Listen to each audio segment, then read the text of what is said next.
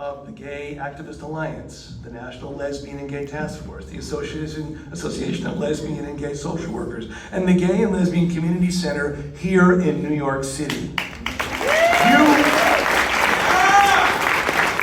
You may not know this, but Shlomo was the one that convinced Mayor Koch to sell the building on 13th Street to the community, which he wasn't willing to do until he spoke to Shlomo. In 1979, you were among the founders of the Hedrick Martin Institute, an agency providing psychological services for LGBTQ youth. And a few years later, you became its first clinical director. But this is less than half the story, much less. But there's another through line in your life that crosses this gay path. In 1976, CBSD, Congregation Beit Simchat Torah, then just 3 years old, the second gay synagogue in America, asked you to be a guest speaker. You really had no grand expectations given your tepid Jewish upbringing. But for some reason, in the middle of the service, you found yourself weeping uncontrollably. The experience of gay Jews celebrating a rousing Kabbalat Shabbat was a profound homecoming and a bit of an earthquake. You began to read everything you could find on Jewish culture, Jewish tradition.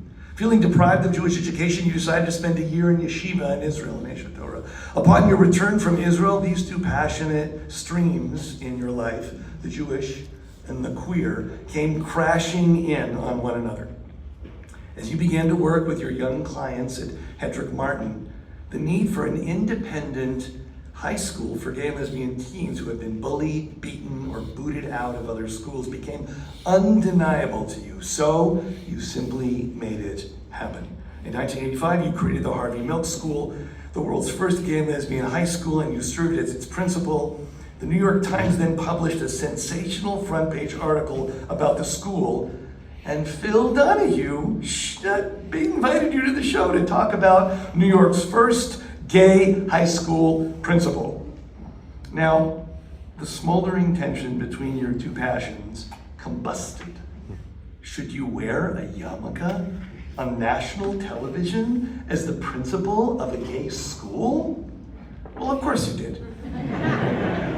Donahue couldn't avoid the question. And you calmly owned being Orthodox and gay. The episode is utterly arresting. You can see it on YouTube. To my knowledge, this was the first televised image anywhere in the world that projected the possibility of a frum gay Jew, a person proud to be gay in Orthodox circles and proud to be a religious Jew in gay circles. Your mix of commitment and audaciousness had two remarkable consequences. It first got you kicked out of the Orthodox synagogue you attended by its rabbi, and then it brought allies to your side. Shul officers of the shul refused to attend the shul until you returned, and ultimately, the rabbi had no choice but to back down. The story brought a bevy of gay Jews to shul, and within a year or two, there was a minion of gay men at the synagogue on the board and running the services. This is you, Shlomo. It is your mix of commitment and audaciousness, institutional activism, interpersonal relationships that has marked the success of Eshel's first 13 years, 9 of which you served as our board chair. This mix of trust in ourselves and love of the tradition has provided us with the credentials and the gumption to reach out and connect with over 250 congregational rabbis, and gives us the confidence to reach out to 250 more in the future. It continues to inspire and grow our work with institutions of all sorts, not only shuls and schools, but summer camps and JCCs and boards of Jewish education, rabbinic seminaries, federations, Jewish family services, film festivals, and many, many more. And this is what grounds our individual work as well, with the expanding number of people who contact us through our warm line every day to share their struggles and get help navigating the worlds that they're in, with those who depend on our regular weekly support groups, and with those who come for community at our signature retreats. And the work only grows more crucial every year, in part Due to our success, and in part due to social and political trends, there are new threats that we need to address, growing needs that we must meet, and emerging opportunities that we must capture. Shlomo, you have given us the love and guidance and gutsiness to meet the challenges before us.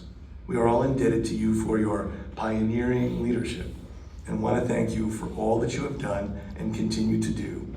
We have a small token of appreciation for your 9 years of board service and your 50 years of queer Jewish leadership. Thank you.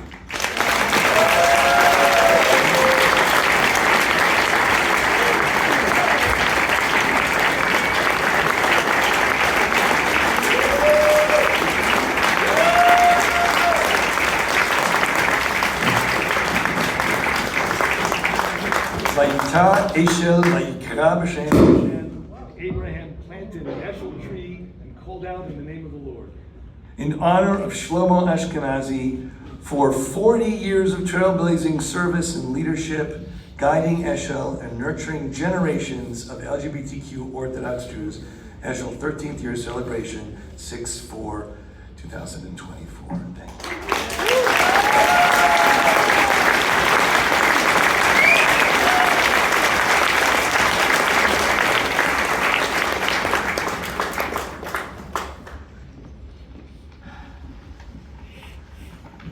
Wow, this is overwhelming.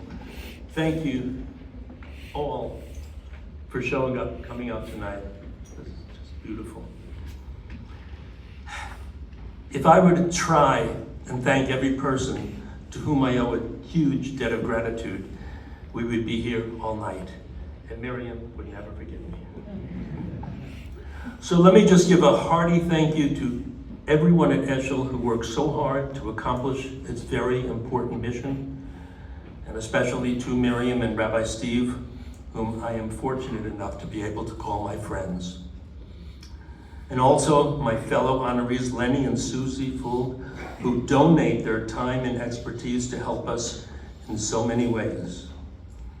And of course, I must also thank my husband Michael, without whom I could never do anything.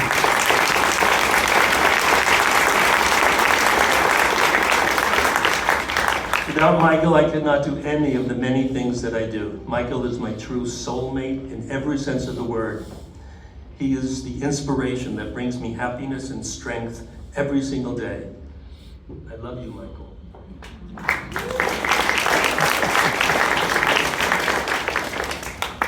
It's been more than 60 years since I first came out of the closet, and more than 50 years since I first became active in the LGBTQ liberation movement. My long and varied career path has not been typical. I have never competed to pursue a job slot, nor followed anybody else into a job position. Every single job that I ever had was one that I created or that was created for me. Rabbi Steve called me a pioneer. Being a pioneer just means you were first. The wonderful part about being first is that you don't really have to be very good at anything. If the path you pursue is a good and righteous one, others with better technical and management and fiduciary skills will soon follow to build upon the foundations that you lay. You need to mention this, but it's one of my favorite quotes. The great Rabbi Hillel in the Talmud said, "Where there is no person, be that person." I like to think that this also means where there is no role model, be the role model. Most of us in this room have experienced a period in our lives when we felt alone, when we believed that there was nobody else like us, nobody else who shared our identity, nor experienced our pain and our problems. But that is never actually the case. It only seems to be true because other people are also suffering in silence. By standing up and speaking out and acknowledging who we are, we not only help ourselves, we also help others to know that they are not alone. And that is how we begin to create a community. Because of the guidance of my amazing early mentors, I was never content to look for opportunities. Instead, I took note of the problems that I saw around me, and I asked myself, what can I do to help? And that decision has led me to even greater and more amazing, life-changing opportunities than I could ever have imagined or planned. That, and not being able to say no.